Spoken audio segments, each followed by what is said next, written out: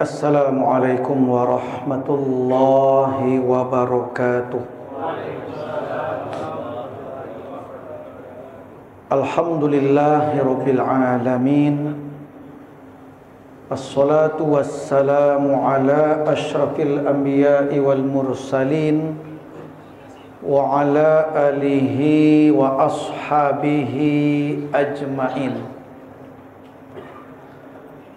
Kaum muslimin wal muslimat, jamaah qiyam Ramadan, semoga dirahmati Allah Azza wa Jalla. Pada malam ini kepada saya diberikan amanah untuk membahas tema menumbuhkan sifat qanaah dalam kehidupan. Qanaah itu berarti sifat merasa puas dengan yang kita miliki.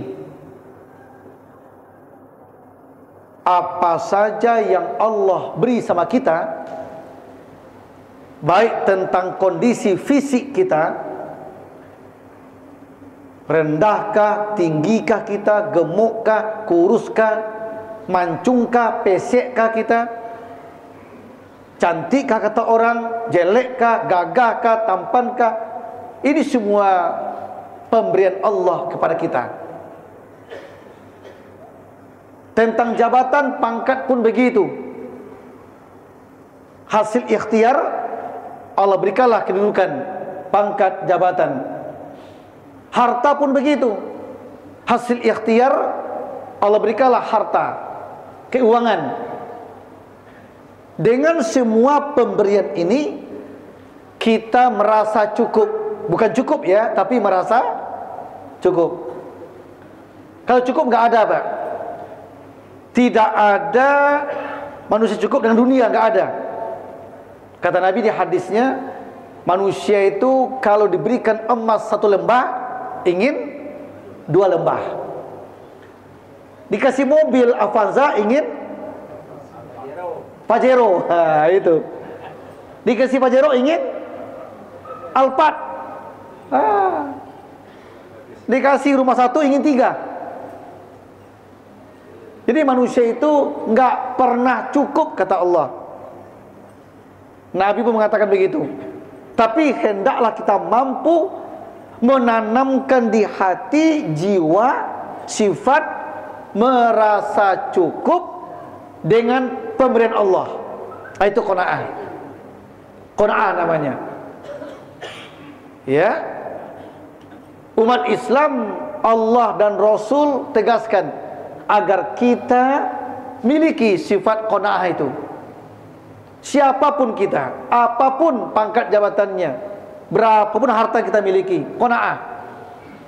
Jadi qanaah itu dalam hal dunia ya, bukan ibadah. Jangan ibadah yang qanaah. Saya mah sudah sholat, kawan saya nggak sholat, mendingan saya. Bukan di situ letaknya. Saya bisa mengaji, kawan saya nggak bisa ngaji, bukan itu. Di qanaah itu bukan babnya ibadah, bukan. Kalau babnya ibadah tertinggi, kejar terus terbaik. Tapi hal dunia, tanamkan sifat qanaah, merasa puas, merasa cukup dengan yang Allah berikan. Walaupun kita berupaya untuk meningkatkannya, boleh. Ya. Umat Islam harus kaya. Harus kaya, Pak. Itu target, boleh. Kenapa harus kaya? Kenapa? Dengan kaya, uang banyak, bisa sempurna Islamnya. Betul nggak? Bisa ke Mekah, haji, umrah, bisa berzakat, berinfak, bersedekah, berwakaf. Ya, dengan kaya kita bisa memberi orang, bantu orang. Dengan berpangkat, berjabatan, bisa mengayomi orang. Jadi boleh kejar yang tertinggi, boleh, tapi syukuri apa yang ada. Begitu. Merasa cukup dengan apa adanya, tapi ada upaya meningkatkan.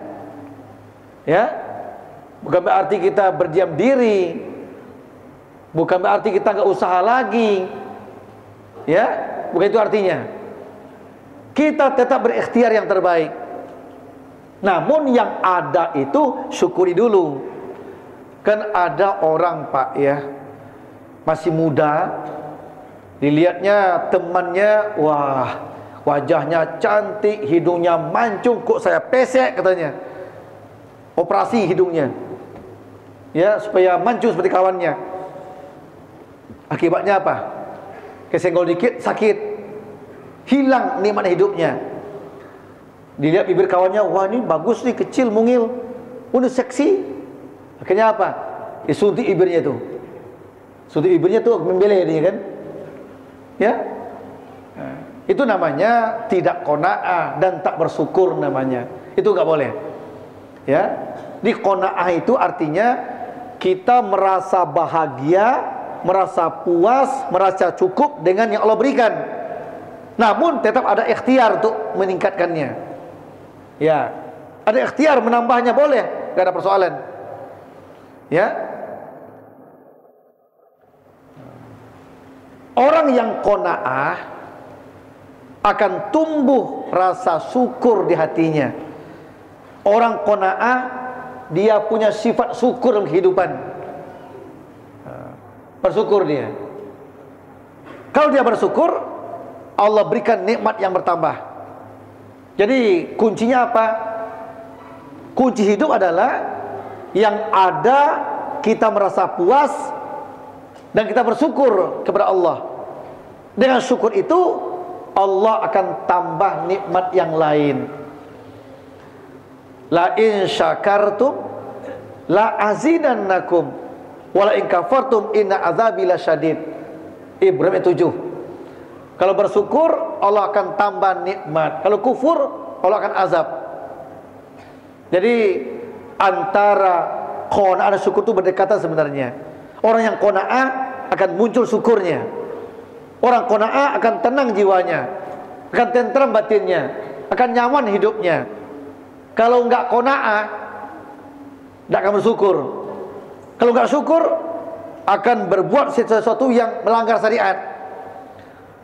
Lihat ekonominya di bawah, orang di atas, korupsi, mencuri, nodong, menipu, ingin seperti orang. Nah, makanya yang tidak qanaah itu, yang tidak syukur itu akan memunculkan sifat negatif. Sifat negatif, menjadi penjahat dia, koruptor dia. Tapi kalau qanaah akan bersyukur dia. Kalau bersyukur Allah akan nambah nikmat. Yang penting bekerja ikhtiar yang terbaik sesuai jalurnya, cari yang halal. Allah berikan terbaik, alhamdulillah. Diberi sedikit ya qanaah tadi. Banyak bersyukur, sedikit kita merasa puas. Hidup akan tenang, akan tentram. Jadi kuncinya apa? Kuncinya yang ada merasa puas, upaya meningkatkan boleh, tapi tanamkan jiwa syukur di hati. Dapat nikmat, alhamdulillah. Dapat nikmat, sujud syukur. Dapat nikmat, puas menerimanya. Dapat nikmat, gunakan nikmat itu untuk yang Allah ridhoi. Allah berjanji akan menambahnya, pasti. Ya, hilangkan sifat iri, dengki sama orang. Hilangkan sifat itu. Perbanyak husnuzon, jangan suuzon. Ya, boleh tingkatkan hidup kita, ekonominya.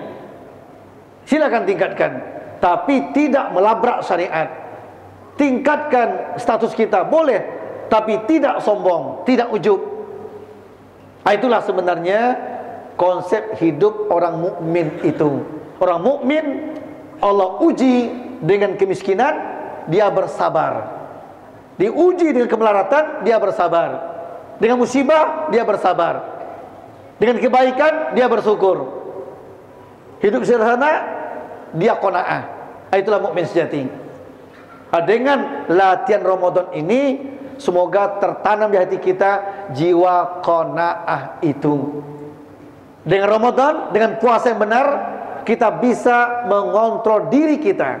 Bukankah puasa itu wijaun, perisai? Ya, di puasa itu wijak Pak, perisai. Alat untuk pengontrol diri. Yang benar diikuti, yang enggak benar stop. Yang baik kerjakan, yang enggak baik hentikan.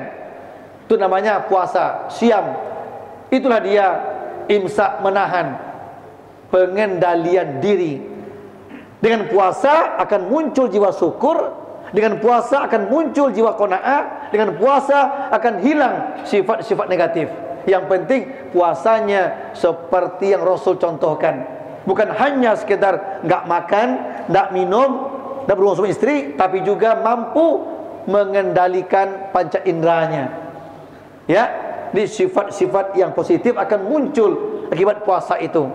Siangnya kita puasa, malam kita qiyam Ramadan, kita tarawih. Ya, mudah-mudahan latihan Ramadan ini segala sifat positif akan masuk ke hati kita, yang negatif akan terbuang semuanya. Amin ya rabbal alamin. Assalamualaikum warahmatullahi wabarakatuh. Waalaikumsalam.